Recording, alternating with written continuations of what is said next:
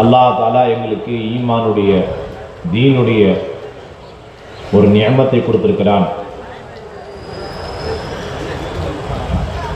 அதே போன்று இந்த தீனை, இந்த ஈமானை வாழ்க்கையில் கொண்டு வருவதற்கும் முழு உலகத்திலும் கொண்டு போய் சேர்ப்பதற்கும் உரிய ஒரு தாவத்துடைய உழைப்பையும் அல்லாஹ் தஆலா எங்களுக்கு கொடுத்திருக்கிறார்.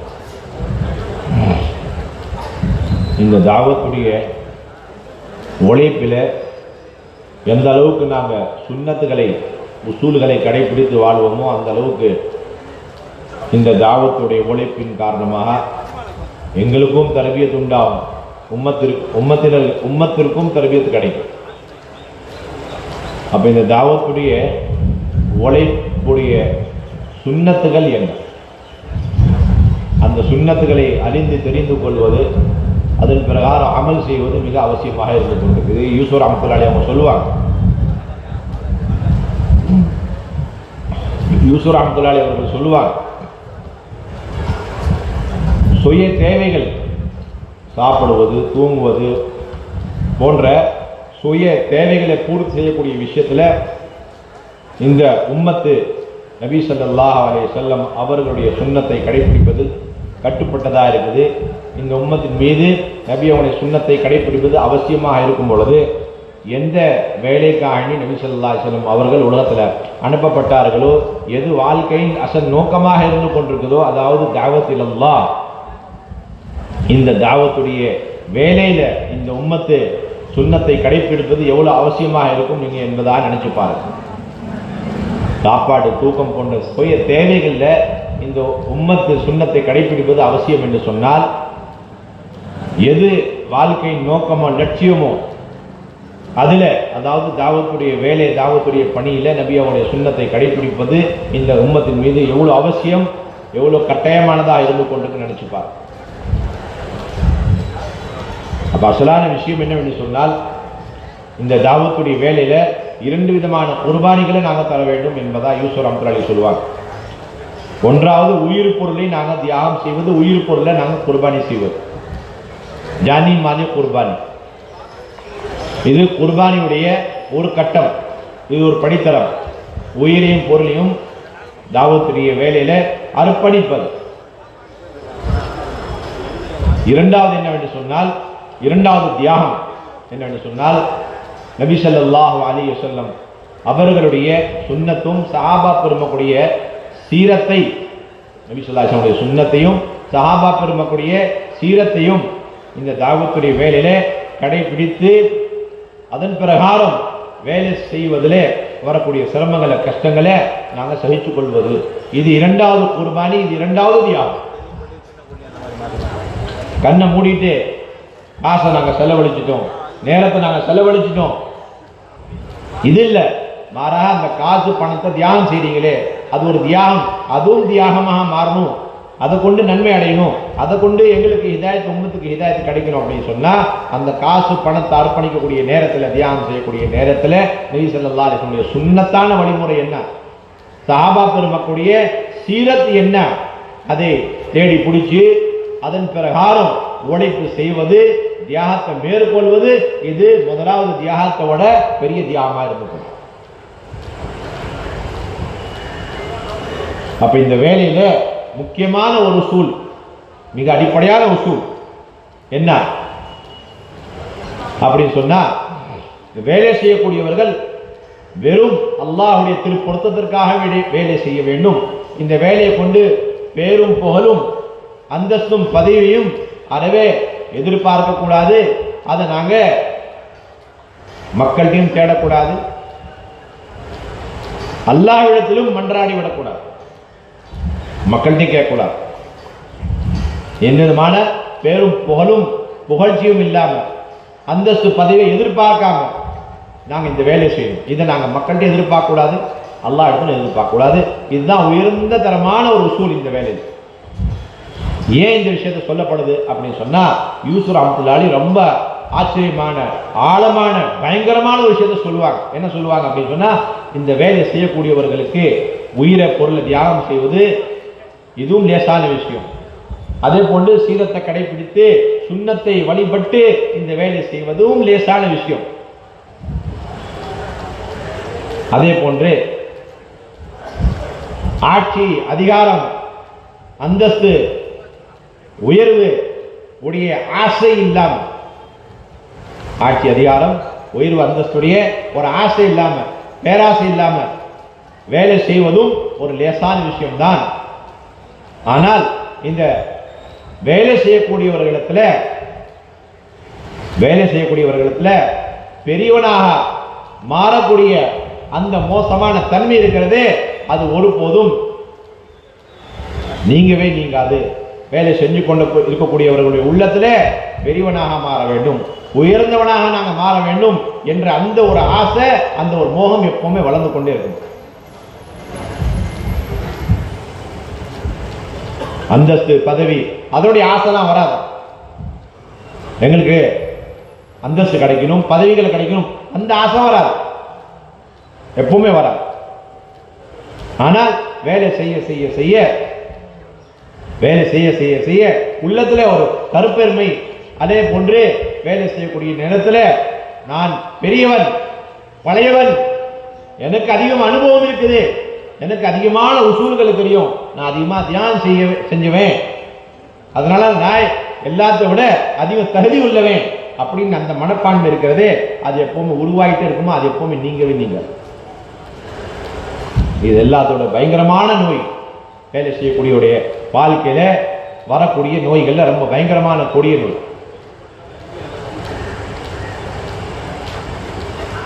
அதனால இந்த வேலை செய்யக்கூடிய ஒரு இடத்துல எந்த விதமான இப்படிப்பட்ட விஷயம் உருவாயிடக்கூடாது. வேலை நாங்க அல்லாஹ்காண்டி செய்ய ஆரம்பிச்சோம், மௌத் வரைக்கும் உயிரையும் பொருளையும் எல்லா விதமான விஷயங்களையும் தியாகம் செஞ்சதுக்கு பிறகும் எங்களிடத்துல இதே மனப்பான்மை தான் இருக்கும். நாங்கள் அல்லாஹ்காண்டி செய்யறோம், வேற யாருக்காண்டி செய்யறோம், இஹ்லாஸோட செய்யறோம். எப்படி செய்யறது? இஹ்லாஸோட செய்யறோம், இஸ்திக்லாஸோட வேலை செய்யணும். இஹ்லாஸோட செய்யறது இரண்டாவது, இஸ்திக்லாஸோட செய்யணும். இஸ்திக்லாஸ் என்று சொன்னால் என்ன அர்த்தம்? இஹ்லாஸ் விளங்குது, அல்லாஹ்வுடைய திருப்பொருத்தத்துக்காக செய்யறது.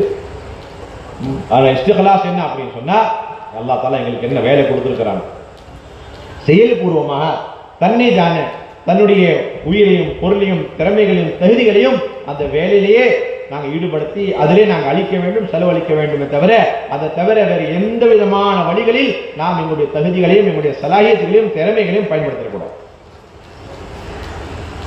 இது இஸ்திக்லாஸுக்கு ரொம்ப முக்கியமான ஒரு தாவத்துக்கு முக்கியமான ஒரு நிபந்தனையா இருந்து கொண்டு சாத்திகள் வேலை செய்யறாங்க. ஆனா வேலை செய்யக்கூடிய நேரத்தில் எந்த அளவுக்கு உயிர் பொருளை இந்த வேலையில முழுமையான முறையில் செலவழிக்கணுமோ அப்படி செலவழிக்காம இன்னும் பல ஏனைய விஷயங்களை செலவழிக்கிறார். அதுல பல காரணங்கள் இருக்குது, பல நோக்கங்கள் இருக்குது. அல்லாஹ் தஆலா எங்களுக்கு இந்த கொடுத்த வேலை இருக்கிறதே இது சம்பூர்ணமான பரிபூர்ணமான வேலை. இதுல உங்களுக்கு தர்பியத் வேணுமா, அந்த தர்பியத்தும் இதுல இருக்குது. தஸ்கியா வேணுமா, அந்த தஸ்கியாவும் இதுல இருக்குது. தேவையான இல்மு நீங்க அடையணுமா, அந்த தேவையான இல்மு அடைந்து கொள்ளக்கூடிய வாய்ப்பும் அல்லாஹ் தஆலா இதுல ஏற்படுத்தி வச்சிருக்கார். ஒருத்தருக்கு இல்மே இல்லை, அப்ப அவருக்கு தேவையான இல்மு கிடைச்சது. இல்முல ஆழம் உண்டாகணுமா, அல்லாஹ் தஆலா அதற்குரிய வழிகளையும் இந்த வேலையிலே ஏற்படுத்தி வச்சிருக்கு.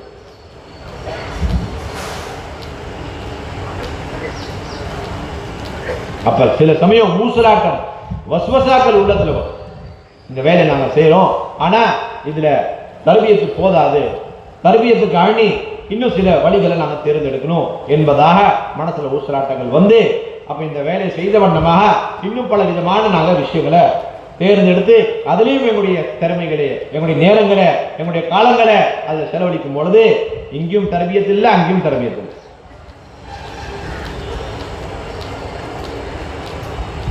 இலியாஸ் ரஹ்மத்துல்லாஹி சொல்லுவாங்க, இந்த வேலை மட்டும் நல்ல முறையில் நாங்கள் செய்ய ஆரம்பிச்சிட்டோம் அப்படின்னு சொன்னா ஒரு சின்ன பிரயோஜனம், இன்னும் பெரிய பிரயோஜனம். சின்ன பிரயோஜனம் என்ன அப்படின்னு சொன்னா, இப்ப இருக்கக்கூடிய திக்ராளிகளை விட பல மடங்கு அதிகமான திக்ருடைய இல்லங்கள் ஆயாத்தாக்கப்பட்டுரும்.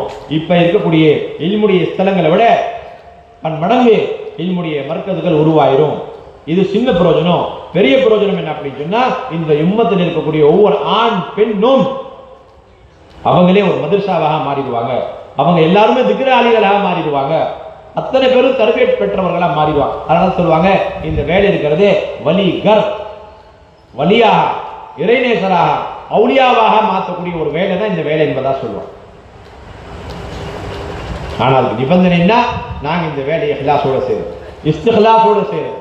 அதுக்கு நிபந்தனை என்ன அப்படின்னு சொன்னா, அல்லாஹ்வுடைய உதவிகளை பெற்ற வண்ணமா இந்த வேலை செய்யறோம். அல்லாஹ்வுடைய உதவி அடைவதற்கு அடிப்படையான ஒரு உசூல் என்ன? அல்லாஹ்வுடைய வேலையை அடைவதற்கு அடிப்படையான உசூல் இஸ்திமாஇய்யத். வேலை செய்யக்கூடியவர்கள் அல்லாஹ்வுடைய உதவி அடையணும், அல்லாஹ்வுடைய மறைமுகமான உதவி அடையணும். ஹிதாயத்து தர்பியத் அடையிறதுக்கு சீரத்தில் எடுத்து பார்க்கும் பொழுது 2 அடிப்படையான அமல்கள் எங்களுக்கு தெரியுது. ஒன்றாவது இன்ஃபராதி தாவத்து, இரண்டாவது இஸ்திமாஇய்யத். இரண்டாவது இஸ்திமாஇய்யத். இஸ்திமாஇய்யத் அல்லாஹ்வுடைய உதவிக்கு எவ்வளவு முக்கியமான அடிப்படையான காரணம் என்பதை விளங்குவதற்காக வேண்டி யூசுப் ரஹ்மத்துல்லாஹி ஒரு சம்பவத்தை சொல்றாங்க. ஹாலித் பின் வலீத் ரலியல்லாஹு தஆலா அன்ஹு யமன் நாட்டிலிருந்து வரும் பொழுது பனு ஹாரிஸ் கோத்திரத்தார்களை தன்னுடன் அழைச்சிட்டு வரார். அவங்க காபிர்களாக இருக்கிறார்.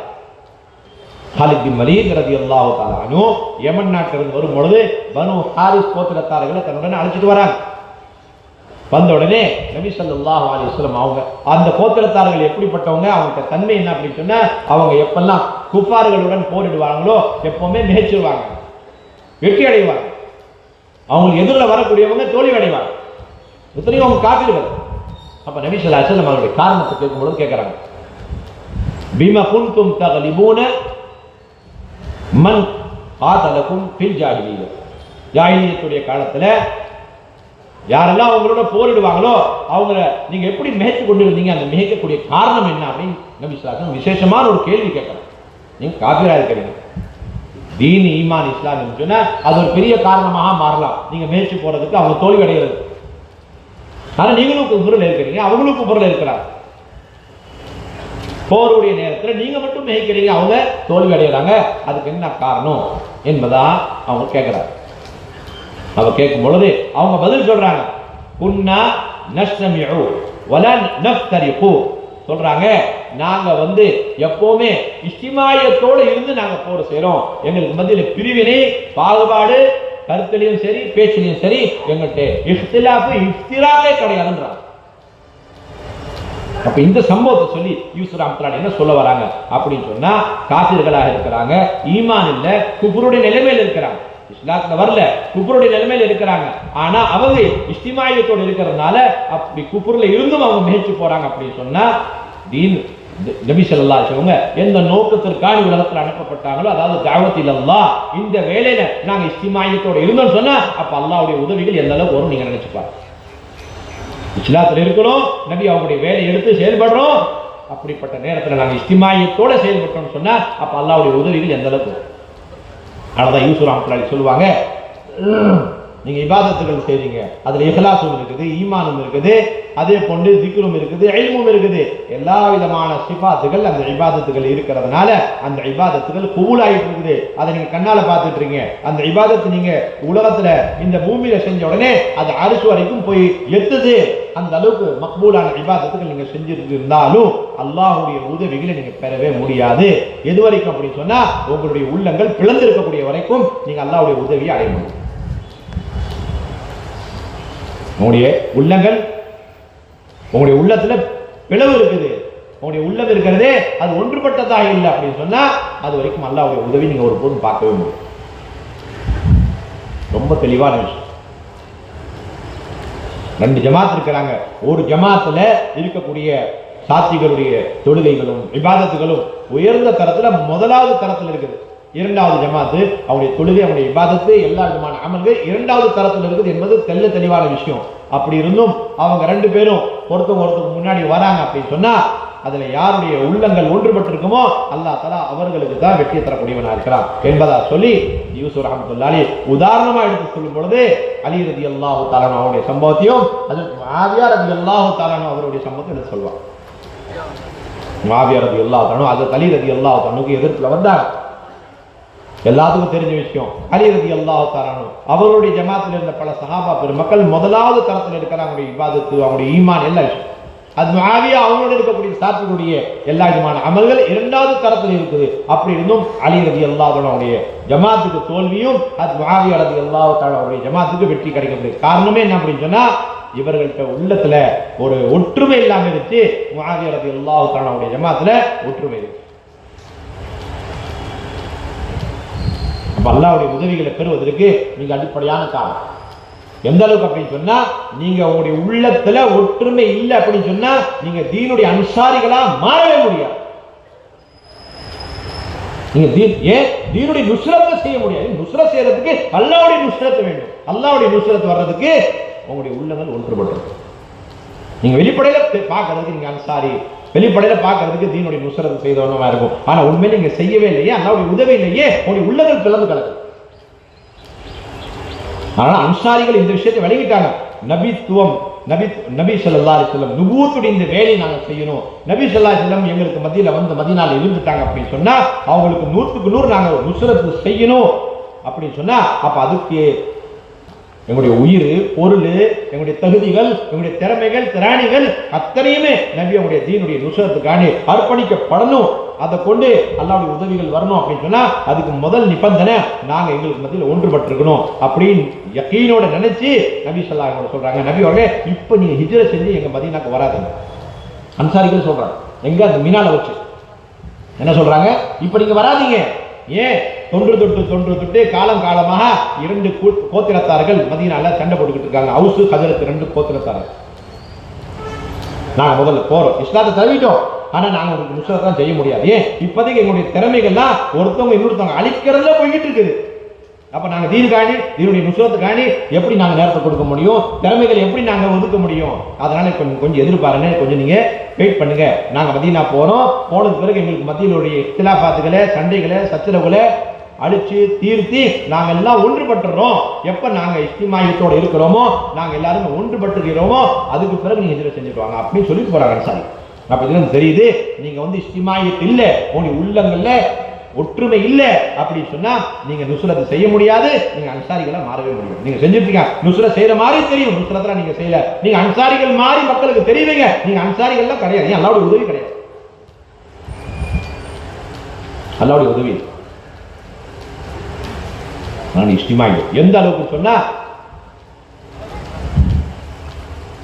வேத செய்யக்கூடிய சாத்தியக்கூடிய உள்ளங்கள் ஒன்றுபடல. அவங்களுக்கு மத்தியில் இஸ்திமாயத் இல்ல, வேதத்தை ஃபிக்ர், வேதத்தை கலிமா, ஒரே பேச்சு, ஒரே கவலை என்ற அந்த தன்மை இல்லை அப்படின்னு சொன்னா அப்ப எங்களுக்கு கொடுக்கக்கூடிய தகாதாக்கள் மட்டும் இல்ல, ஷரியத்தின் புறத்திலிருந்து வரக்கூடிய அந்த சட்டத்திட்டங்களை பூர்த்தி செய்யக்கூடிய தகுதிகளும் எங்களிடம் ஈடுபட்டு போயிடும் அப்படின்னு. அதனால்தான் அலி ரலியல்லாஹு தஆலா அவங்க தன்னுடைய கவர்னர்கள்ட்ட கேட்கிறாங்க, நான் ஒரு கட்டளை உங்களுக்கு கொடுத்தேன், ஒரு விஷயத்தை நான் உங்களுக்கு எத்தி வச்சேன், அதை நீங்க பூர்த்தி செஞ்சுட்டீங்களா அப்படின்னு கேட்டாங்க. இல்ல அமீருல் முஃமினீன் அவர்களே, ஒன்னும் அந்த வேலை நாங்க பூர்த்தி செய்யல அப்படின்ற உடனே அலி ரலியல்லாஹு தஆலா என்ன சொன்னாங்க, தன்னுடைய கவர்னர்களை பார்த்து சொன்னாங்க, ஜனாதிபதிகளை பார்த்து அவங்க சொல்றாங்க, நான் சொல்லக்கூடிய விஷயத்தை கொஞ்சம் கூட தாமதம் இல்லாம உடனடியாக நீங்க பூர்த்தி செஞ்சிருங்க, அதை தாமதிக்காதீங்க. அதை நீங்க பூர்த்தி செய்யாம நீங்க தாமதிச்சிட்டீங்க அப்படின்னு சொன்னா யூதர்கள், நசாராக்கள் உங்கள் மீது சாட்டப்பட்டு விடுவாங்க, அவங்க உங்கள் மீது மேய்ச்சி போயிடுவாங்க என்பதா அலிரத்துக்கு அவங்க சொல்றாங்க. அப்ப இதுல தெரியுது சொல்லப்படக்கூடிய விஷயங்களை 100க்கு 100 இத்தா செய்து அதை இஸ்திமாயத்துடன் நாங்கள் எந்த அளவுக்கு சீக்கிரமா பூர்த்தி செய்வோமோ அந்த அளவுக்கு யஹூதியத்தையும் நஸ்ரானியத்தையும் அல்லாஹ் தஆலா ஒழிக்கக்கூடியவனாக இருக்கிறான். அப்ப அல்லாஹ்வுடைய சட்ட திட்டங்களை எடுத்து நடப்பதற்கும் அதை தன்ஃபீஸ் செய்யறது, அமல்படுத்தக்கூடிய அந்த சலாயத்தை இத்தாஅத்தை கொண்டு தான் வரும். எதை கொண்டு விடும்? இத்தாஅத்தை கொண்டு தான் வரும். இதை காஃபிர்களே நம்பி இருந்தாங்க அந்த காலத்தில். முஸ்லிமான அந்த சஹாபா பெருமக்கள் மதீனாவுக்கு வந்திருக்கிறாங்க, பாரசீக மக்களை விரட்டி அடிச்சுட்டாங்க.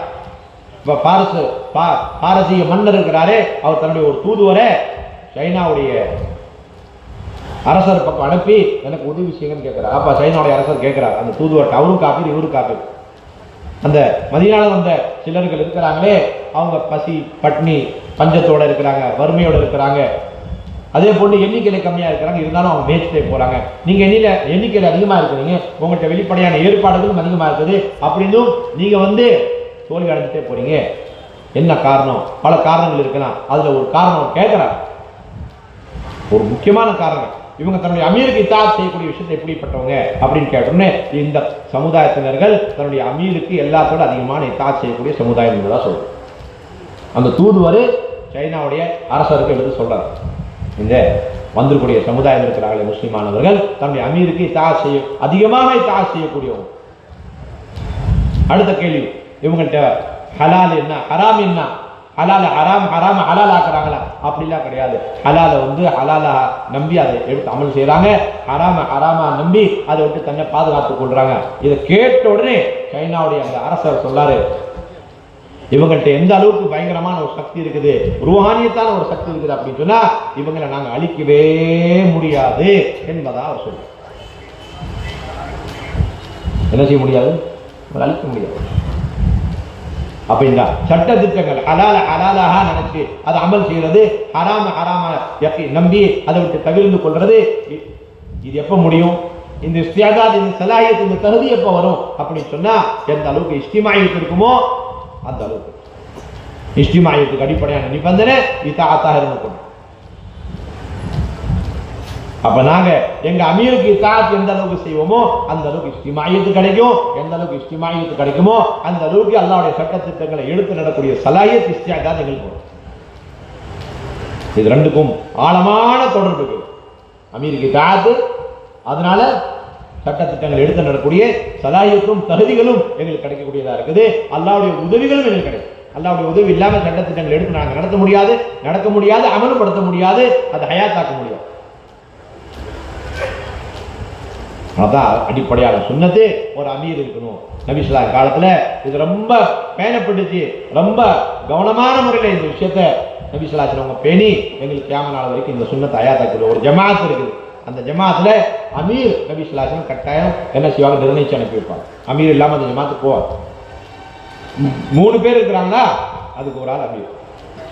3 பேர் இருக்கிறாங்க, அதுக்கு ஒரு ஆள் அமீர். ஒரு ஜமாஅத் அதுக்கு ஒரு அமீர், ஒரு ஜமாத் அதுக்கு ஒரு அமீர். ஆனா ஒரு விஷயத்தை நல்ல முறையில் நாங்க நினைவைத்துக் கொள்ள வேண்டும். என்ன அப்படின்னு சொன்னால் அமீருடைய சில தன்மைகள் இருக்குது, அதே போன்று சாத்திகளுடைய சில தன்மைகள் இருக்குது. அமீரின் மீது சாத்தியுடைய சில கடமைகள் இருக்குது, சாத்திகள் மீது அமீருடைய சில கடமைகள். இது பெரிய ஒரு உசூல், பெரிய உசூல். உமர் ரலியல்லாஹு அன்ஹு அவங்கள்ட்ட அது அப்துல்லாஹ் பின் அப்பாஸ் ரலியல்லாஹு அன்ஹு கேட்டாங்க, நீங்க அமீருக்கு எப்படிப்பட்ட தன்மைகள் எதிர்பார்க்குறீங்க? சொன்னாங்க 4 தன்மைகள் இருக்கக்கூடும், 4 தன்மைகள் இருக்கணும், 4 தன்மைகள் இருக்கக்கூடாது. என்ன சொல்றாங்க? உமர் இருக்கணும், அமீர்கிட்ட 4 தன்மைகள் இருக்கணும், 4 தன்மைகள் இருக்கக்கூடாது. எதிரும் புதிருமான தன்மைகள் இது. 1வது, அந்த அமீர் வலுவானவராக இருக்கணும், சக்தி வாய்ந்தவராக இருக்கணும், ஆனா கடினமானவராக இருக்கக்கூடாது. 2னுடைய பார்டர் இருக்கிறது, எல்லைகள் ஒன்றோடு ஒன்று சேர்ந்தது. கடினமான தன்மை இருக்கிறது, அது சக்தி வாய்ந்தவருக்கு அடையாளம் கிடையாது. சக்தி வாய்ந்தவராக இருக்கிறாருன்னு சொன்னா அது கடினத்துக்கு அடையாளம் கிடையாது. 2ம் வெவ்வேறு தன்மை, எதிரும் புதிருமான. அப்ப சக்தி வாய்ந்தவராக இருக்கணும், ஆனா கடினமானவராக இருக்கக்கூடாது. இது இருக்கணும், இது இருக்கக்கூடாது. முயற்சி பண்ணி சக்தி உள்ளவராக மாறணும், ஆனா எப்படி இருக்கக்கூடாது? கடினமானவராக இருக்கக்கூடாது. அல்லாஹ்வே சொல்றான், பபிமா ரஹ்மத்தின் மினல்லாஹி லின்தலவ், அல்லாஹ்வுடைய கிருபையை கொண்டு நீங்க இந்த உம்மத்தினர்களுக்காண்டி சாபா பெருமக்கிறாண்டி மிருதுவானவராக மாறிட்டீங்க, நீங்க மட்டும் கடுகடுப்பானவராக இருந்திருப்பீங்க அப்படின்னு சொன்னா உங்களை விட்டுட்டு எல்லாம் விரண்டு ஓடி போயிருப்பாங்க. நபி அவரை பத்தி சொல்றோம் அல்லாஹ் பார்த்து. 2வது தன்மை என்ன அப்படின்னு சொன்னா, அவர் மெலினமானவராக இருக்க வேண்டும். எப்படி இருக்கணும்? ஆனால் அவர் பலகீனமானவர் இருக்கக்கூடாது.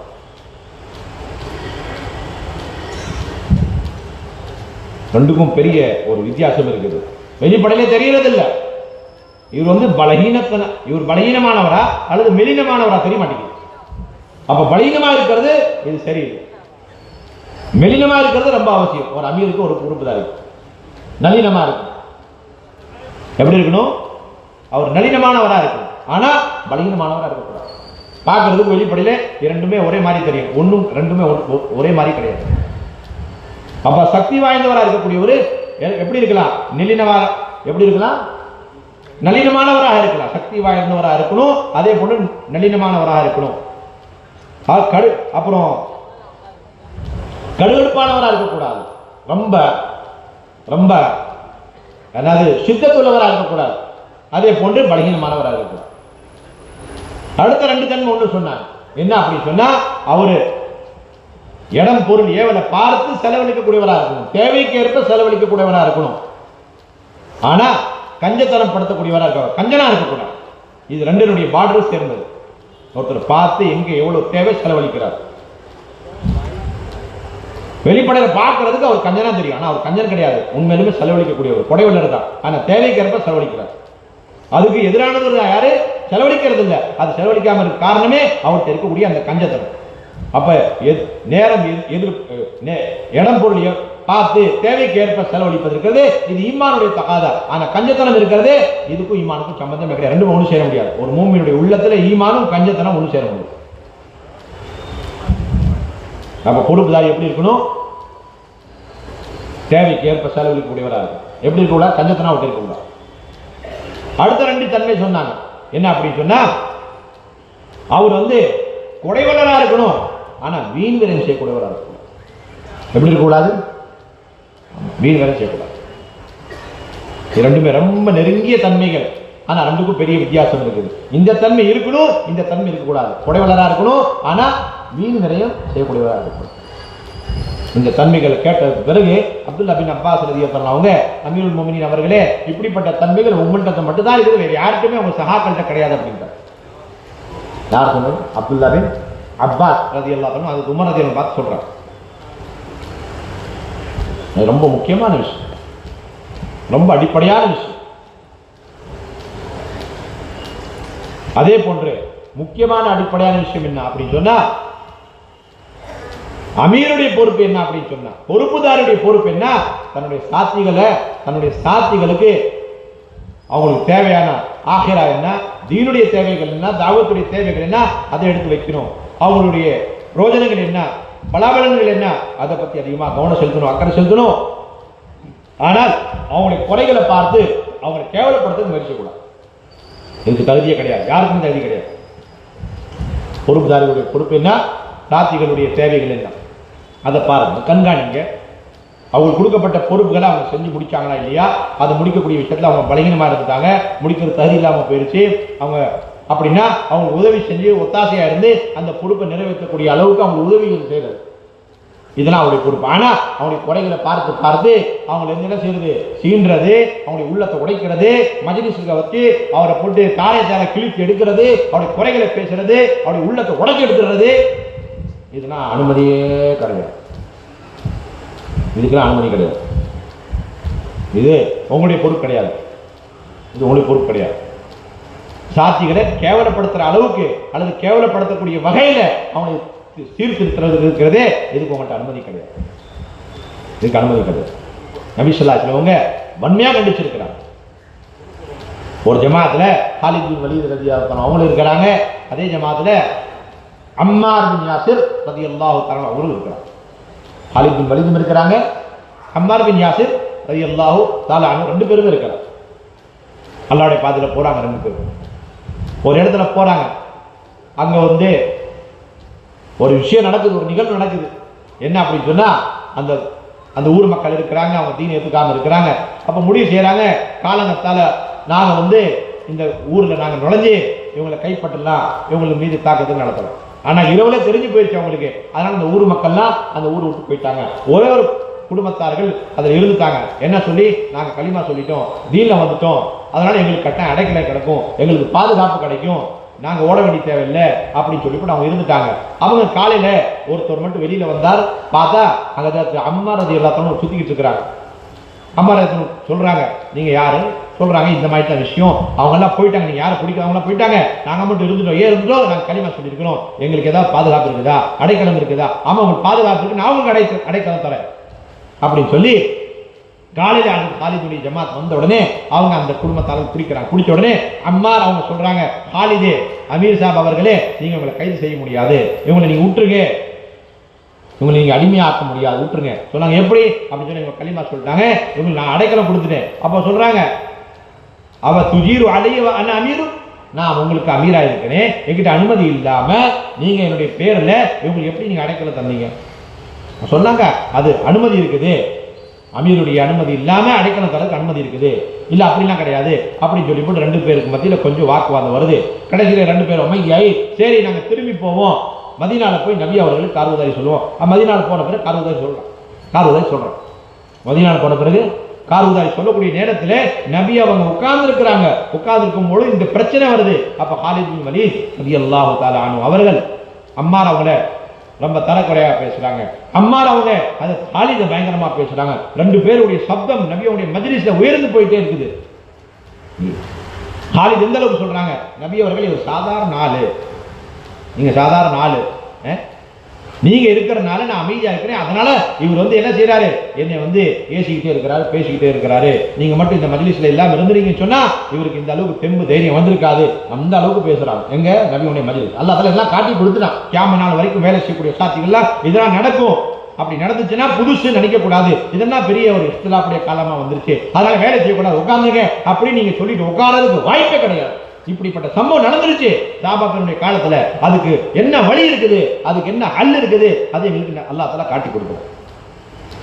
நபி ஸல்லல்லாஹு அலைஹி வஸல்லம் 2 பேரும் சமாதானப்படுத்திட்டு ஒரே விஷயத்தை தீர்வு முடிவு செய்றாங்க, தீர்வு கொடுக்குறாங்க, தீர்வு சொல்றாங்க. என்ன, காலித் நீங்க நேரான வழியில் இருக்கிறீங்க, அம்மார் நீங்க தான் தப்பு செஞ்சிட்டீங்க, அமீருடைய அனுமதி இல்லாம எப்படி நீங்க அடைக்கலம் தந்தீங்க. அது ஒரு உசூல் சொல்லிட்டாங்க, இனிமேல் அமீருடைய அனுமதி இல்லாம யாருக்கும் அடைக்கலம் தரக்கூடாது. விஷயம் முடிஞ்சு போச்சு. விஷயம் முடிஞ்சதுக்கு பிறகு இந்த தீர்ப்பு வழங்கினதுக்கு பிறகு காலித் பின் வலீத் அம்மாரை குறையா பேசிட்டே இருக்கிறாங்க. நபி அவங்க பார்த்துக்கிட்டே இருக்கிறாங்க. அம்மார் பின் யாசிர் எந்திரிச்சாங்க, அந்த மஜ்லிஸ் விட்டு போக ஆரம்பிச்சு. காலித் பின் இன்னும் பேசிக்கிட்டே இருக்கிறார். அவர் இப்படி அவர் அப்படின்னா பெரிய குறைஷி பிராதர் உள்ளவே, எனக்கு பெரிய அந்தஸ்து இருக்குது, இவரு சாதாரண ஆளு, இவரு போய் என்ன இப்படி எதிரி பேசிட்டு இருக்கிறாரு அப்படின்னு பேசிட்டே இருக்காரு. நபி ஸல்லல்லாஹு பார்த்தாங்க, இவர் என்ன வாயை அடக்க மாட்டேங்கிறாரு, அமைதியாக மாட்டேங்கிறாரு, மௌனமாக மாட்டேங்கிறாரு அப்படின்றது பார்த்ததுக்கு பிறகு ஒரே ஒரு வார்த்தை சொல்றாங்க. என்ன வார்த்தை சொன்னாங்க, ஒரு வார்த்தை என்ன சொல்றாங்க, யார் அம்மாரை திருப்திப்படுத்திட்டாரோ சந்தோஷப்படுத்திட்டாரோ அவர் அல்லாஹ்வை திருப்திப்படுத்திட்டாரு, யார் அம்மாரை கோபப்படுத்திட்டாரோ அவர் அல்லாஹ்வையே கோபப்படுத்தி, அந்த அளவுக்கு உயர்ந்த அந்தஸ்து கொண்டு போய் நபி அவங்க சேர்த்துட்டாங்க. யாரு, அது அம்மார். இது கேட்ட உடனே காலித் பின் வலீத் வாய் அடைச்சு போய் பயந்து போய் பதறி போய் ஓடி போறாங்க. அம்மார் பின் யாசிருடைய முந்தானை பிடிச்சு மன்னிப்பு கேட்டுக்கிட்டே இருக்கிறாங்க. எந்த அளவுக்கு சொன்னா அவங்க மன்னிப்பு கொடுக்குறாங்க, அதுக்கு பேர் திரும்பி வர. இதுதான் உசூல். அமீர் மாமூர் எப்படி இருக்கு, குறைகளை பார்த்து சிண்டி பேசி அப்படியே உள்ளத்தை அப்படியே சுக்குநூறு ஆக்கிடுறாங்க. மசூராக்கள் அனுமதியே கிடையாது, இது உசூலே கிடையாது. எங்களுக்கு கேட்டா என்ன சொல்றாங்க, வேலையை பாதுகாக்கணும், வேலையில பாதுகாக்கணும், நீங்க சாத்திகளை பாதுகாத்தா போதும், உள்ளத்தையும் உடைச்சிட்டு இருக்கிறீங்க. ஷைத்தான் வகையான தவீலாத்துகளை போட்டு எங்களை எல்லா விதமான வேலை செய்ய வச்சிடறோம். கடைசியில எந்த வேலையை பாதுகாக்கணும்னு சொல்லி போட்டு இந்த வேலைகள் நாங்கள் செய்யறோமோ அந்த காரணத்தினால வேலையே நஷ்டத்துல போது எங்க சாத்திகளும் கை விட்டு போயிட்டு இருக்கிறாங்க. ஏன், இந்த திருத்தக்கூடிய வேலை சரியில்லை. ஏன், நீங்க திருத்துறது தப்பு இல்லை, ஆனா திருத்தக்கூடிய அந்த வகை, அந்த முறை, அந்த உசூலு, அந்த தர்த்தீபு அது சரியில்லை. ஏன், அதை கொண்டு என்ன இருக்குதுன்னு சொன்னா வேலை சரியா ஆகுதோ இல்லையோ, ஆனா நீங்க ஒரு சாத்தியுடைய உள்ளத்தை உடைக்கணும், இதுக்கு அனுமதி கிடையாது. ஒரு சாத்தியுடைய உள்ளத்தை உடைக்கக்கூடிய அனுமதி கிடையாது. யூசுப் அப்துல் அலி இது சஹாபா சம்பவங்களை எழுதியிருக்கிறாங்க. எதுக்காக எழுதியிருக்கிறாங்க, ஒரு அமீர் இருக்கிறாரு, அவர் தன்னுடைய சாத்தியுடைய குறையை திருத்தும் பொழுது குறையை மட்டும் திருத்தணும், அதை மட்டும் தான் நோக்கமாக்கணுமே தவிர அதுல அந்த சாத்தியுடைய உள்ளத்தை உடைக்கக்கூடாது, அதுல அந்த சாத்தியை கேவலப்படுத்திடக்கூடாது என்பதற்கான முன்னுதாரணமா ஒரு எடுத்துக்காட்டு இந்த சம்பவத்தை எழுதியிருக்கிறார். சாபால இருக்கிற சம்பவம். அதே போன்று சில சமயம் அமீர் புறத்திலிருந்து தவறு ஏற்படலாம், அவரும் ஒரு மனுஷன் தானே, அவர்கிட்ட தவறு ஏற்படலாம், அவர் மலக்கு கிடையாது. அவர் தெரிந்தும் தப்பு செய்யலாம், தெரியாமலும் தப்பு செய்யலாம், அறிந்து அறியாமலும் தப்பு செய்யறதுக்கு வாய்ப்பு இருக்குது. அப்படி ஒரு கால ஒரு ஜமாத், அந்த ஜமாத் ஒரு அமீரு, அந்த அமீரு தெரிந்தும் தெரியாம ஒரு தப்பு செஞ்சுட்டார் அப்படின்னு சொன்னா அந்த நேரத்துல தப்பு திருத்தவே கூடாதா, இல்ல திருத்தணும் தான். சரி, அவரை கேவலப்படுத்தலாமா, இல்ல கேவலப்படுத்தக்கூடாது. திருத்தவே கூடாது, இதுவும் தப்பு. கேவலப்படுத்துறது இதுவும் தப்பு, திருத்தாம இருக்கிறது இதுவும் தப்பு. அவரை கேவலப்படுத்தக்கூடிய வகையில திருத்துறதுக்கு முயற்சி பண்ணக்கூடிய அந்த முறை இருக்கிறதே அதுவும் தப்பு. ரொம்ப ரொம்ப மைனரான விஷயம் இது. எப்படி அப்படின்னு சொன்னா, அவருக்கு உடம்பு சரியில்லாம இருக்கிறார், அவருக்கு நீங்க ட்ரீட்மெண்ட் பண்ணுங்க, ஆனா அவருடைய உயிரே போகிற அளவுக்கு அல்லது அந்த நோய் இன்னும் பரவி இன்னும் அதிகரிக்கிற அளவுக்கு நீங்க ட்ரீட்மெண்ட் செய்யறது இது ட்ரீட்மெண்ட் இல்லை. அவருக்கு நீங்க என்ன செய்றீங்க, இன்னும் நீங்க அபாயத்தை உண்டாக்கிட்டு இருக்கீங்க. அதே தான் இங்கே அதுக்கு சம்பவம் எழுதியிருக்கிறார். அதுக்கு என்ன சம்பவம் அப்படின்னு சொன்னா, ஹாலித் பின் வலீத் ரலியல்லாஹு அன்ஹு ஒரு ஜமாத் அமீரா இருக்கிறார். ஹாலித் பின் வலீத் ரலியல்லாஹு அன்ஹு ஒரு ஜமாத் அமீரா இருக்கிறார். அந்த ஜமாத்துல அவுப் பின் மாலிக் அல் அஷ்ஜஇ ரலியல்லாஹு அன்ஹு என்ற சஹாபி மாமூரா இருக்கிறார். அவுப் பின் மாலிக் அல் அஷ்ஜஇ என்ற சஹாபி மாமூரா இருக்கிறார். அல்லாஹ்வுடைய பாதை ஜமாத் போய் ரோம் வாசிகளோட போர் நடக்குது. அந்த நேரத்தில் சஹாபா பெருமக்கள் ஜமாத்துல ஒரு யமன் வாசி ஒருத்தர் கலந்துக்கிறாரு. அவர் பெரிய வீரரா இருக்கிறார். அந்த ரோம் வாசிகள் இருந்து ஒருத்தர் பயங்கரமான முறையில் முஸ்லிம்களுக்கு சேதத்தை உண்டாக்கிட்டு இருக்கிறார். உடனே இவரு அவர் எப்படியாவது ஹிக்மத்தான முறையில் வீரத்தோட போரிட்டு அவர் என்ன செஞ்சிடறாரு, அவர் கொலை செஞ்சிடறாரு. அதுக்கு பிறகு அவர் அவருடைய எல்லா விதமான கவசங்களை எடுத்துக்கிறார். இரும்பு கவசம் இருக்குது, எல்லாத்தையும் எடுத்துக்கிறார். அதுக்கு பிறகு ஹாலித் பின் வலீத் ரலியல்லாஹு அன்ஹு சொல்றாங்க, இதெல்லாம் நீங்க பைத்துல் மால சேர்த்துடுங்க. யாரை பார்த்து சொல்றாரு, அந்த யமனுடைய சாத்தியை பார்த்து, நீங்க எடுத்த இந்த இரும்பு கவசம் இதெல்லாம் அவரை கொண்டது பிறகு இதெல்லாம் நீங்க பைத்துல் மால சேர்த்துருங்க. உங்களுடைய ஹக்கு என்னவோ கனிமத் பொருள் வந்து அதை நாங்கள் உங்களுக்கு தருவோம் அப்படின்னு. உடனே இப்படிதான் முடியாது, இது தப்பு, மாறா இதெல்லாம் அவருக்குரியது தான் என்பதாக அவுப் பின் மாலிக் அஷ்ஜஇ ஹாலித் பின் வலீத் வந்து வாதிடுறார். இல்ல அதெல்லாம் கிடையாது, நான் அமீர், நான் சொல்றதா நீங்க கேட்கணும், இதுதான் உசூல், இதுதான் சுன்னத்து, இதுதான் ஷரியத்துடைய சட்டம், எல்லாத்தையும் அவர் பைத்துல் மால சேர்த்திடணும். அப்ப இவருக்கு என்ன பங்கு வந்து சேரணுமோ நாங்க அந்த பங்கு கொடுக்குறோம். இல்ல அதெல்லாம் கிடையாது, நபி அவங்க சொல்லியிருக்கிறாங்க, இதுதான் உசூல்.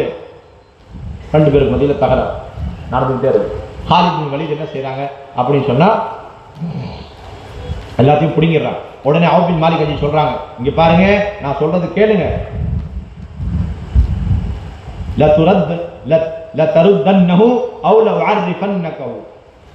என்ன ஒன்று இந்த பொருளை நீங்க அவருக்கு திரும்ப கொடுத்துருங்க. இல்ல அப்படின்னு சொன்னா நபி அவங்கள்ட்ட போய் நான் எப்ப இந்த விஷயத்தை எடுத்து வைப்பேனோ அப்ப உங்களுக்கு தெரிஞ்சு போயிடும் நான் யாரு. அதாவது தெளிவான விஷயம், நான் தான் சரியா செஞ்சுட்டு இருக்கிறேன், நபி அவங்க என்னுடைய ஹக்களை தான் தீர்ப்பு வழங்க போறாங்க, அப்ப உங்களுக்கு தெரிஞ்சு போயிடும். ஹாலித் பின் வலீத் ஒண்ணுமே கேட்கறது. கடைசியில மதீனாவுக்கு ஜமாத் திரும்பி வரும். வந்த பிறகு கார்குதாரி, அந்த கார்குதாரி நடக்கும் பொழுது இந்த பிரச்சனை வரும். அமீர் மாமூருக்கு மத்தியில் பிரச்சனை வந்து போயிடும். அப்ப நபி ஸல்லல்லாஹு அலைஹி வஸல்லம் அவங்க சொன்னாங்க, ஹாலித் அவர்களே, உங்களுக்கு தெரியாதா, இதுதான் உசூல், அஸ்ஸல்புலில் காதில், அஸ்ஸல்புலில் காதில், கொல்லக்கூடியவருக்கு தான் கொல்லப்பட்டவருடைய எல்லா கவசங்களும் கொடுக்கப்படும், இதுதான் ஷரியத்துடைய சட்டம், உங்களுக்கு தெரியாதா? எனவே நீங்க எந்திரிச்சு போய் அந்த எல்லா விதமான கவசங்களை அந்த யமனி சாத்தி கொடுத்துருங்க அப்படின்னு. உடனே ஹாலித் பின் வலீத் அமைதியாக மௌனமா எந்திரிச்சு போய் அந்த எல்லா விதமான பொருளை எடுத்து அந்த யமனி சாத்தி கொடுத்து அவரை அனுப்பி வச்ச உடனே இப்ப அவுப் பின் மாலிக் அஷ்ஜஇ வரார். வந்த பிறகு சொல்றாரு, என்ன சொல்றாரு, அலம் அஃபீலக யா ஹாலித், நான் ஹாலித் அவர்களே, நான் உங்கள்கிட்ட வாக்களிச்சேன், என்ன இப்படிதான் நடக்கும் சொல்லி போட்டு அதே மாதிரி நடந்துச்சா இல்லையா பாருங்க. எப்படி நபி அவங்க பார்த்துக்காங்க, இது என்ன புதிய மேட்டரு, கேஸ் க்ளோஸ் ஆயிடுச்சு, ஃபைல் மூடியாச்சு, இது என்ன புதிய ஃபைல், புதிய கேஸ். உடனே அவர் ரொம்ப சந்தோஷப்பட்டு, நபி அவர்கள் நான் முன்னாடியே அவர்கிட்ட சொன்னேன், இவர் கேட்கவே இல்லை, இவர் கடைசியில் அது மாதிரி தான் நடந்துருச்சு, நான் சொன்ன பிரகாரம் அவர் பேச்சு கேட்கல, நீங்க எனக்கு ஹக்கில் தீர்ப்பு வழங்கிட்டீங்க அப்படின்னு. உடனே நபி ஸல்லல்லாஹு அலைஹி வஸல்லம் பயங்கரமான கோபம், ஏனது தோரணை இருக்கிறது, இந்த பாணி அமீரை கேவலப்படுத்தக்கூடிய பாணி இருக்கு பாத்தீங்களா, இது இஸ்லாத்தை கேவலப்படுத்துற மாதிரி. அது பல இடத்துல வந்திருக்கு ஹதீஸ். நபி ஸல்லல்லாஹு அலைஹி வஸல்லம் சொல்லியிருக்கிறார். நபி ஸல்லல்லாஹு அலைஹி வஸல்லம் சொன்னாங்க, உடனடியா ஹாலிதே போங்க, அந்த யமனி சாத்திட்டு வந்து எல்லாத்தையும் குடிக்கிட்டு வாங்க. அல்லாஹ். அதுபோல சொல்றாங்க, நீங்க என்னுடைய அமீர்களுடைய பேச்சு கேட்டு வழிபட்டு நடந்து கொண்டே இருங்க, அவங்க நல்ல முறையில் உங்களுக்கு வழி நடாத்தி கொண்டு இருக்கிறாங்க அப்படின்னு சொன்னா அப்ப அவர்களுக்கும் நன்மைகள் கிடைக்கும், உங்களுக்கும் வழிபடுவதன் காரணமா நன்மை கிடைக்கும். அவங்க உங்களை தவறான முறையில் வழி நடத்தி கொண்டு இருக்கிறாங்க அப்படின்னு சொன்னா உங்களுக்கு நன்மை கட்டாயம் கிடைக்கும். ஆனால் அதனுடைய பாவங்கள் இருக்கிறதே அந்த அமீர்களுக்கு மட்டும் போய் சேரும். அல்லாஹ் தஆலா உங்களை பாதுகாத்துருவா, நீங்க பயப்பட வேண்டிய தேவையில்லை. எப்படி ஒரு இமாம் இருக்கிறாரு மொஹல்லால, அவர் நல்ல முறையில் தொழு வச்சுட்டு இருக்கிறாரு, அதனுடைய பராயல்கள் சுன்னத்துகள் எல்லாத்தையும் பேணி அவர் தொழு வச்சுட்டு இருக்கிறாரு, நீங்க அவரை பின் தொடர்ந்து தொழுறீங்க அப்படின்னு சொன்னா அப்ப அந்த நன்மைக்குரியவர்கள் யாரு, இமாமும் நன்மைக்குரியவர், அதை பின் தொடர்ந்து தொடரக்கூடிய முக்ததிகளும் நன்மைக்குரியவங்க. மாறாக அந்த இமாமு தவறுதலா தொழு வச்சுட்டு இருக்கிறாரு, ஷரியத்துக்கு புறம்பான முறையில் தொழு வைக்கிறாரு, அதனால தொழில குறை ஏற்பட்டுக்கிட்டு இருக்கு அப்படின்னு சொன்னா அந்த குறைக்கு காரணம், அந்த குறையினால ஏற்படக்கூடிய முசீபத்து இமாமுக்கு மட்டும் போய் சேரும், முக்ததிகளுக்கு அறவே சேராது. அல்லாஹ் தஆலா எங்களுக்கு கொடுத்து நான் வழி திறந்து கொடுத்துறேன். இப்ப இதுக்கு பிறகு எங்களுக்கு இந்த டென்ஷனே கிடையாது. ஷைத்தான் என்ன சொல்லும், வேலைக்கு பாதிப்பு, அதனால அமீரை விடக்கூடாது, வேலைக்கு பாதிப்பு, சாட்சி விடக்கூடாது. கடைசியில் என்ன ஆகுது, இந்த காரணத்தினால வேலைக்கு நாங்க ரெண்டு பேரும் தான் சேர்ந்து பாதிப்பு உண்டாக்கிட்டு இருக்கோம். ஏன் நாங்க ஒருத்தவங்க இன்னொருத்தருடைய இஸ்லாஹுடைய கவலையில நாங்க ஈடுபட்டோம். அமீர் மாமூரை இஸ்லாஹ் பண்றதுல இருக்கிறாரு. மாமூர் வந்து தன்னுடைய அமீரை சீர்திருத்தணும் அந்த கவலையிலே அந்த வேலையை விட்டாச்சு ஒரு ஓரத்தில். அதனால ரொம்ப அடிப்படையான விஷயம், ரொம்ப முக்கியமான விஷயம். அடுத்த முக்கியமான விஷயம் என்ன அப்படின்னு சொன்னா, சில சமயம் யாருக்காவது பொறுப்பு கொடுக்கப்படும். யாருக்காவது என்ன கொடுக்கப்படும்? பொறுப்பு. அவர் அமீர் ஆக்கப்படுறாரு, பொறுப்புதாரி ஆக்கப்படுறாரு. அப்ப யார பொறுப்புதாரியா ஒரு ஏரியாவுக்கு ஒரு பகுதிக்கு ஆக்கப்படுதோ அதுக்கு பிறகு அதன் மீது நாங்க என்ன செய்யணும்? திருப்தி அடைஞ்சிடணும். தன்னை நாங்க திருப்திப்படுத்தி மற்றவங்களையும் நாங்க திருப்திப்படுத்தணும், மற்றவங்களையும் நாங்க தயார்படுத்தணும், நாங்களும் திருப்தி அடையணும். செய்யப்பட்ட முடிவு இருக்கிறது சரியானது. அதே போன்று யாருடைய மனசுல அது படாமல் இருக்குதோ அவர்கிட்ட சொல்லணும், இந்த சொல்லப்பட்ட முடிவு தான் சரியானது, நீங்க ஏற்றுக்கங்க அப்படின்னு அவங்களே தயார்படுத்தணும். அதுக்கு எகெயின்ஸ்ட், அதுக்கு எதிராக யாராவது பேசுறாங்க, அதுக்கு எதிரான விஷயங்கள் யாராவது புரளி கிளப்பிட்டு இருக்காங்க அப்படின்னு சொன்னா, சுன்னத் என்ன அப்படின்னு சொன்னா, அவங்கள நாங்க வாய் அடக்க வைக்கணும், அவங்கள வந்து நாங்க திருப்திப்படுத்திடணும், அவங்கள தெளிவா சொல்லிடணும், இது நீங்க செய்யற வேலை இருக்கிறது சரியில்லை, இதனால என்ன ஏற்படும்? இஃப்திலாஃப் ஏற்படும், இதனால சாத்தியுடைய உள்ளங்கள் உடைஞ்சு போகும், அதனால தீனுக்கே பாதிப்பு ஏற்படும். இதுதான் சுன்னத்தான தரப்பு. நபி ஸல்லல்லாஹு அலைஹி வஸல்லம் வஃபாத்துக்கு பிறகு அபூபக்கர் ரலியல்லாஹு அன்ஹு கலீஃபாக்கப்படுறாங்க. என்ன ஆக்கப்படுறாங்க? அபூபக்கர் ரலியல்லாஹு அன்ஹு கலீஃபாவாக்கப்படுறாங்க. அதுக்கு கலீஃபாக்கப்படுறதுக்கு, அவங்க கலீஃபாவாக மாறுறதுக்கு பயங்கரமான காரணங்கள் இருக்கு, பயங்கரமான காரணங்கள் இருக்கு. நிர்பந்தத்தில் அவங்க ஹிலாஃபத்துடைய பொறுப்பு எடுத்துக்கிட்டாங்க, ஆசைப்பட்டு கிடையாது. ஆனால் அவங்க கலீஃபாவாக மாறுறதுக்கு பிறகு 3 நாள் வரைக்கும் வந்து மிம்பர் படியில் உட்கார்ந்து எல்லாத்தையும் ஒன்று சேர்த்து சொன்னாங்க, நான் இந்த ஹிலாஃபத்தை நினைச்சு பார்த்தது இல்லை, கற்பணிச்சது இல்லை, அல்லாஹ்விட்ட நான் வேண்டுனது கிடையாது, தேடினது கிடையாது, தனியாரு தனிப்பட்ட முறையிலே அல்லாஹ்விட்ட நான் கேட்டதில்லை, வெளிப்படையில நான் கேட்டதில்லை, மக்கள்கிட்ட நான் ஆசை வச்சதே கிடையாது, என்னுடைய உள்ளத்துல இந்த ஹிலாஃபத்துடைய ஆசையுடைய ஊசலாட்டம் வந்ததே கிடையாது அப்படின்வாங்க. அப்ப நான் உங்களை போன்ற ஒரு மனிதன் தான், எங்களோட மேலானவங்க சிறந்தவங்க நீங்க இருக்கிறீங்க, அதனால நீங்க உங்களுக்கு மத்தியில் உள்ளவர் யாராவது சிறந்தவர் இருக்கிறாரு அப்படின்னு சொன்னா அவருடைய கையில நீங்க பையத்தாயிருங்க, என்னை முற்றுங்க சொல்லி 3 நாள் வரைக்கும் ஏலான் செய்வார். வரக்கூடியவங்க விளங்கிடுவாங்க, இவர் கலீஃபாவாக மாறினதற்கு அவ்வளோ காரணங்கள் இருக்குது. அதாவது அவர் கலீஃபாவாக மாறாம இருந்திருந்தாரு, ஹிலாஃபத்துடைய பொறுப்பு எடுக்காம இருந்திருந்தாருன்னு சொன்னா உண்மையிலுமே தீனுக்கு இஸ்லாத்துக்கே பாதிப்பு ஏற்பட்டிருக்கும் அப்படின்னு மக்கள் நம்பிடுவாங்க. அப்ப தீனை பாதுகாக்கணும் என்ற ஒரு நிர்பந்தத்துல தான் அவங்க கலீஃபாவா ஹிலாஃபத்துடைய பொறுப்பு எடுத்துக்கிட்டாங்க. இல்லைன்னு சொன்னா சண்டை போடுறாங்க, நீ எடுத்துக்க, நான் எனக்கு வேண்டாம், அவர் சொன்னா நீ எடுத்துக்கங்க, அவர் சொன்னா நீ எடுத்துக்கங்க. இது ஒரு சுன்னத். உமர் ரலியல்லாஹு அன்ஹு பார்த்து அபூபக்கர் அவங்க சொன்னாங்க, நீ ரொம்ப சக்தி வாய்ந்த, நீ கவியானவர். அப்ப அபூபக்கர் பார்த்து உமர் என்ன சொல்றாங்க, நான் கவியான சக்தி வாய்ந்த, ஆனா நீங்க என்னை விட சிறப்பானவங்க, அஃதலானவங்க.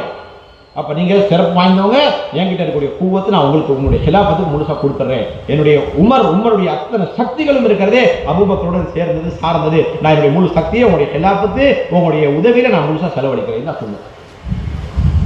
இவர் பலகீனமானவரை இவரை தூக்கிறீங்க, எனக்கு ரொம்ப சக்தி வாய்ந்தது, இது கருத்து கிடையாது.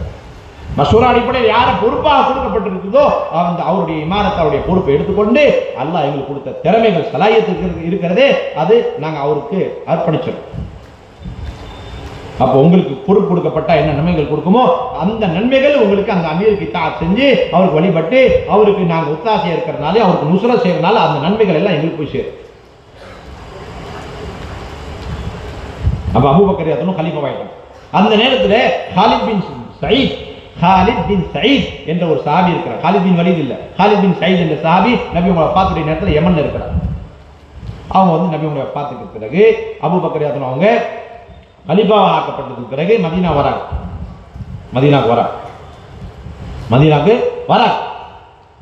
வந்ததுக்கு பிறகு சொல்றாங்க, என்ன உங்களுக்கு அமீராக ஆக்குவதற்கு, கலீஃபாவாக ஆக்குவதற்கு அபூபக்கர் அவங்களை விட வேற யாரும் கிடைக்கவே இல்லையா? இவர் வந்து சாதாரண கோத்திரத்தில் சார்ந்தவர், குறைஷியர்களே ஒரு பெரிய பிரபல்யமான உயர்ந்த ரகமான கோத்திரத்தில் சார்ந்தவர் கிடையாது, சாதாரண கோத்திரத்தை சார்ந்தவர், இவர் எப்படி கலீஃபா மாறிட்டாரு, இவர் எப்படி முயற்சிட்டாரு அப்படின்னு பேசின பேச்சை கேட்ட உடனே உமர் ரலியல்லாஹு என்ன தெரியுமா சொன்னாங்க? உமர் அவங்க சொன்னாங்க, இனிமேல் இப்படிப்பட்ட நீங்க பேச்சு பேசுனீங்க அப்படின்னு சொன்னா உங்களுடைய பல்லுகள் எல்லாம் உடைச்சு கொடுத்துருவேன் அப்படின்னா. இனிமேட்டு இப்படிப்பட்ட பேச்சுக்களை நீங்க உங்க வாயில எடுத்தீங்க அப்படின்னு சொன்னீங்கன்னு சொன்னா உங்களுடைய அத்தனை 32 பல்லுகளை உடைச்சு எடுத்துருவேன். ஒண்ணு. ரெண்டாவது, இந்த ஒரு வார்த்தை நீங்க பேசிட்டீங்க பாத்தீங்களா, அபூபக்கர் ஹிலாஃபத்துக்கு தகுதி இல்லை அப்படின்னு ஒரு வார்த்தை உங்கள்கிட்ட வந்துருச்சு பாத்தீங்களா, இந்த வார்த்தையை கொண்டு கியாமத் நாள் வரைக்கும் ஃபித்னா செய்யக்கூடியவங்க ஃபித்னா கிளப்பிக்கிட்டே இருப்பாங்கன்ட்டான். ஒவ்வொரு காலத்திலும் சொல்லுவாங்க. இது என்ன புதிய விஷயமா? பாருங்க, அபூபக்கர் அவ்வளோ உயர்ந்த அந்தஸ்தில் உள்ளவங்களா இருந்தும் அவங்களுடைய ஹிலாஃபத்தின் மீது எல்லாரும் ஆட்சேபனை செஞ்சிருக்கிறாங்க. அப்ப நாங்க எங்க முஹல்லா, எங்க ஏரியா, எங்க பகுதியில ஒரு அமீரா வந்துட்டாரு, அவரை பத்தி 2 வார்த்தை பேசுங்க, தப்பா அப்படின்னு சொல்லி வாயை திறக்கிறதுக்கு இந்த உங்களுடைய வார்த்தை காரணமா போய் கியாமத் நாள் வரைக்கும் ஃபித்னாக்கு காரணமா இருக்கும். அல்லாஹ் அக்பர். எந்த அளவுக்கு தூரமான பார்வை. நாங்க சாதாரணமா நினைச்சிட்டு இருக்கோம் இந்த விஷயம், சாதாரணமா நினைச்சிட்டு இருக்கோம். அப்ப இது இன்திசாமியான விஷயங்கள், இது பேராசைப்படக்கூடிய விஷயமே கிடையாது. இதை விட்டு தூரம் ஓடணும். அதனால தான் யார் ஆசை இல்லாம அமீராக்கப்படுறாரு, பொறுப்பாக்கப்படுறாரு, பொறுப்புதாரியாக்கப்படுறாரு, அப்படிப்பட்டவருக்கு அல்லாஹ்வுடைய மறைமுகமான உதவிகள். யார் ஆசைப்பட்டு பொறுப்புதாரியா மாறாரோ அவருக்கு அல்லாஹ்வுடைய எந்த உதவியும் கிடையாது. அதனாலதான் இந்த இமாரத்துடைய பொறுப்பை, அதனுடைய கணத்தை, அதனுடைய பார நிலைமையை பார்த்து எத்தனை சாபா அந்த பொறுப்பை நிறைவேற்றாத சந்தர்ப்பத்தில் நிலையில அல்லாஹ் என்பது எவ்வளவு பயங்கரமான வன்மையான கண்டனங்கள் இருக்குது, எச்சரிக்கைகள் இருக்குது. அல்லாஹ்வுடைய ரசூலும் எப்படிலாம் எச்சரிச்சிருக்கிறாங்க அப்படின்னு அந்த ஹதீஸ்களை முன் வச்சு சஹாபா பெருமக்கள்ல எங்களுக்கு பொறுப்பு வேணாம் நிராகரிச்சவங்க அதிகமான முன்மாதிரிகள் இருக்கிறாங்க. எங்களுக்கு வேண்டாம், நாங்களாம் இந்த பொறுப்பை நிறைவேற்ற முடியாது, எங்களுக்கு சக்தியே கிடையாது. பிஷ்ர் பின் ஆசிம் ரலியல்லாஹு தஆலா பிஷ்ர் பின் ஆசிம் ரலியல்லாஹு தஆலா என்ற ஒரு சஹாபிக்கு அது உமர் ஒரு பொறுப்பு கொடுக்குறாங்க. ஒரு ஜமாத் போது ஒரு ஏரியாவுக்கு போறாங்க, நீங்க அதில் அமீரா இருக்கிறீங்க. அவர் போவே இல்லை. அடுத்த நாள் பார்த்து கோவப்பட்டு என்ன அமீருக்கு பேச்சு கேட்கக்கூடாதா, கட்டுப்படக்கூடாது, ஏன் போல அப்படின்னு உமர் எத்தனும் வழியில பார்த்து பிடிச்ச அவர்கிட்ட கேட்கறது. எனக்கு தெரியும் அமீர் கட்டுப்படணும், வழிபடணும், பேச்சு கேட்கணும், எல்லாமே தெரியும். அப்படி இருந்து நான் போகலை அப்படின்னு சொன்னா எனக்கு ஒரு ஹதீஸ் ஞாபகம் வந்துருச்சு. அந்த ஹதீஸ் என்ன அப்படின்னு சொன்னா, நபி ஸல்லல்லாஹு அலைஹி வஸல்லம் சொன்னாங்க, மன் உல்லிய அம்ரன் மினல் முஸ்லிமீன், யாருக்கு முஸ்லிம்களுடைய ஒரு சின்ன ஒரு சாதாரண அல்லது பெரிய ஒரு பொறுப்பு கொடுக்கப்படுகிறதோ அந்த பொறுப்பை பற்றி அவர்கிட்ட கேள்வி சிராத்துல் முஸ்தகீம் என்ற பாடத்தை வச்சு கேட்கப்படும். எங்க வச்சு கேள்வி கேட்கப்படுமா? உள் சிராத் அந்த காலத்தில் நிப்பாட்டை வச்சு அவர்கிட்ட அந்த கேள்வி கேட்கப்படும். முஸ்லீம்களுடைய அந்த பொறுப்பு உங்களுக்கு கொடுக்கப்பட்டுச்சு, அமானத்துடைய பொறுப்பு கொடுக்கப்பட்டுச்சு, அல்லது நீங்க ஜமாத்துக்கு அமீரா போனீங்க, அல்லது ஒரு பகுதிக்கு அமீரா இருந்தீங்க, அந்த பொறுப்பை நீங்க எப்படி நிறைவேற்றினீங்க அப்படின்னு கேள்வி எங்க வச்சு கேட்கப்படுமா? அந்த பாடத்தை வச்சு கேட்க.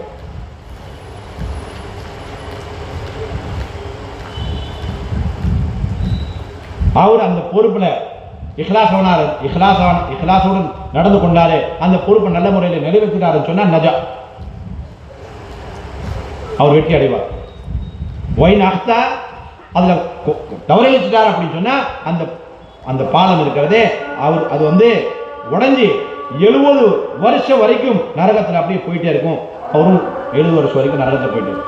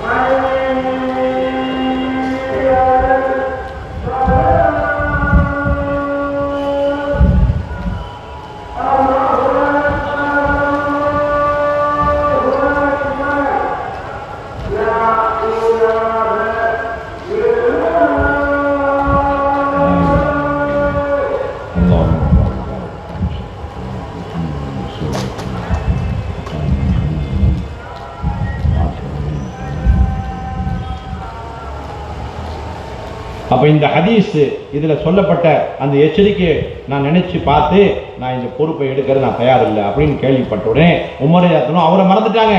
அவர் தன்னை பத்தி கவலைப்பட ஆரம்பிச்சிட்டார். அப்படியே கவலையோட சஞ்சலத்தோட அவர் போயிட்டு இருக்கிறார். நடுவில் அபூதர் கிஃபாரி வழியில கிடைக்கிறாங்க. என்ன அமீருல் முஃமினீன் அவர்களே, ரொம்ப கவலையுற்று இருக்கிறீங்க, ரொம்ப சஞ்சலத்தோட இருக்கிறீங்க, என்ன ஆயிடுச்சு? இப்படி பாருங்க, பிஷ்ர் பின் ஆசிம் இப்படிப்பட்ட ஒரு ஹதீஸ் எனக்கு அவர் பயான் செஞ்சிருக்கிறாரு, நீங்களும் இதை கேட்டிருக்கிறீங்க. ஆமா, நானும் கேட்டிருக்கிறேன், எம்பெருமானார் ஸல்லல்லாஹு அலைஹி வஸல்லம் இப்படிலாம் சொல்லியிருக்கிறாங்க அப்படின்னு அந்த ஹதீஸ் அப்படியே சொல்லி போட்டு கேட்கறாங்க, ஐயுமா அவுஜஉ லக யா அமீருல் முஃமினீன். இந்த இரண்டு ஹதீஸ்களையும் கேள்விப்பட்டு எந்த ஹதீஸின் காரணமா அவங்களுக்கு அதிகமான கவலை ஏற்பட்டுச்சு, துக்கம் ஏற்பட்டுச்சு கேட்டோம். கிலாஹுமா அவுஜஅனி, இந்த இரண்டு விதமான ஹதீஸ்களும் சேர்ந்து என்னை துக்கத்தில் ஆழ்த்தி போட்டுருச்சு அப்படின்னு சொன்னதுக்கு பிறகு இப்ப உமர் கேட்கிறாங்க, அபூ தர் கிஃபாரி, இந்த இமாரத் என்ற பொறுப்பு எடுப்பதுல இவ்வளவு பயங்கரமான அபாயம் இருக்குது, எச்சரிக்கைகள் இருக்குது, அச்சுறுத்தல்கள் இருக்குது அப்படின்னு இருக்கும் பொழுது யார் இதுக்கு தகுதி, யாரு துணிவா இந்த இமாரத்துடைய பொறுப்பு எடுக்கிறதுக்கு, யார் துணிச்சலா முன் வருவா அப்படின்னு கேட்ட உடனே அபூ தர் கிஃபாரி சொன்னாங்க, என்ன யார் அல்லாஹ் கேவலப்படுத்தணும்னு முடிவு செய்தானோ அப்படிப்பட்டவதான் ஆசைப்பட்டு துணிச்சலா இமாரத்துடைய பொறுப்பு எடுக்கிறது முன் வருவா அப்படின்னு. யார் உலகத்துல கேவலப்படுத்தணும்னு முடிவு பண்ணிட்டாங்க, அவருடைய கண்ணத்தை மண்ணில் அப்படியே தேய்ச்சி எடுக்கணும்னு முடிவு அந்த வார்த்தை சொல்லியிருக்கிறார். அப்படிப்பட்டவர் தான் துணிச்சமா தன்னுடைய ஜஹாலத்தின் காரணமா, அறியாமைத்தனத்தின் காரணமா துணிஞ்சு வருவார். எனக்கு கொடுங்க, நான் வேலையை நல்லா பாதுகாக்கிறேன் அப்படின்னு வருவார், முன்னாடி வருவார். ஆனா அமீருல் முஃமினீன் அவர்களே நீங்க அப்படிப்பட்டவங்க கிடையாது அப்படிங்கிறார். யாரு? அபூ தர் கிஃபாரி ரலியல்லாஹு அன்ஹு, உமர் ரலியல்லாஹு அன்ஹு பார்த்து சொல்றாங்க. அதனாலதான் சஹாபா பெருமக்கள் இமாரத்து பொறுப்பை கொடுக்கப்பட்டதுக்கு பிறகு அல்லது கொடுக்கப்படுறதுக்கு முன்னாடி வேணான்றுவாங்க, கொடுக்கப்பட்ட பிறகு வந்து ரத்து செஞ்சுறாங்க, இந்த பொறுப்பு நீங்களே வச்சுக்கணும். அதனால நபி ஸல்லல்லாஹு அலைஹி வஸல்லம் ஜமாத்து போச்சுன்னு சொன்னா அமீர் மாமூர் நிர்ணயிச்சு அனுப்புனது பிறகு ஜமாத்துடைய சாட்சிகளையும் தார்வதாரி கேட்டு அமீர்கிட்ட அமீர் பதவி பத்தி விசேஷமா கேட்பாங்க.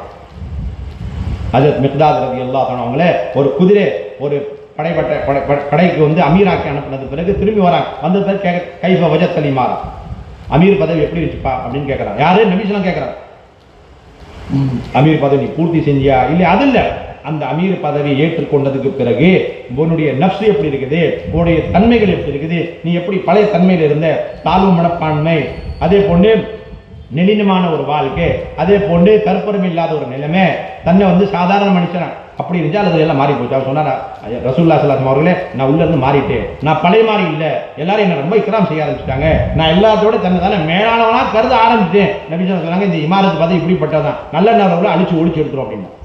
வேணும்னா ஏத்துக்க அப்படின்னோட, இல்ல இல்ல நான் மௌத் வரைக்கும் நான் ஏத்துக்க மாட்டேன், ரெண்டு பேருக்கு இமாமத்தும் செய்ய மாட்டேன் அப்படின்ட்டார். அல்லாஹ் சஹாபா பெருமக்கள் எல்லாமே சொல்லி கொடுத்துட்டாங்க, வழி காட்டிட்டாங்க.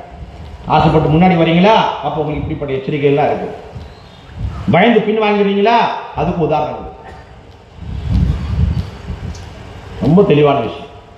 அதனால ரெண்டு பெரிய சஹாபி, ரெண்டு பேரும் சகோதரர்கள், ரெண்டு பேருக்கும் நபி ஸல்லல்லாஹு அலைஹி வஸல்லம் தன்னுடைய காலத்துல ரெண்டு பகுதியில பெரிய கவர்னர் பதவி கொடுத்திருந்தாங்க. என்ன பதவி? ஒருத்தர் இங்க ஜனாதிபதி, இன்னொருத்தர் அங்க இருக்கிறது. நபி அவங்க வஃபாத்துக்கு பிறகு அபூபக்கர் கலீஃபானோட இந்த ரெண்டு பேரும் தன்னுடைய பதவி விட்டு போட்டு வந்துட்டாங்க மதீனா. ரெண்டு பேரும் தன்னுடைய பதவி விட்டு போட்டு மதீனாவுக்கு திரும்பி வந்துட்டாங்க. வந்த உடனே அபூபக்கர் பயங்கரமான கோவம், என்ன அமீர் பேச்சு கேட்காம என்னுடைய அனுமதி இல்லாம நீங்க ரெண்டு பேரும் எப்படி திரும்பி வந்தீங்க, நீங்க ரெண்டு பேரும் திரும்ப தன்னுடைய பகுதிகளுக்கு போய் அந்த ஜனாதிபதி பொறுப்பு எடுக்கணும்.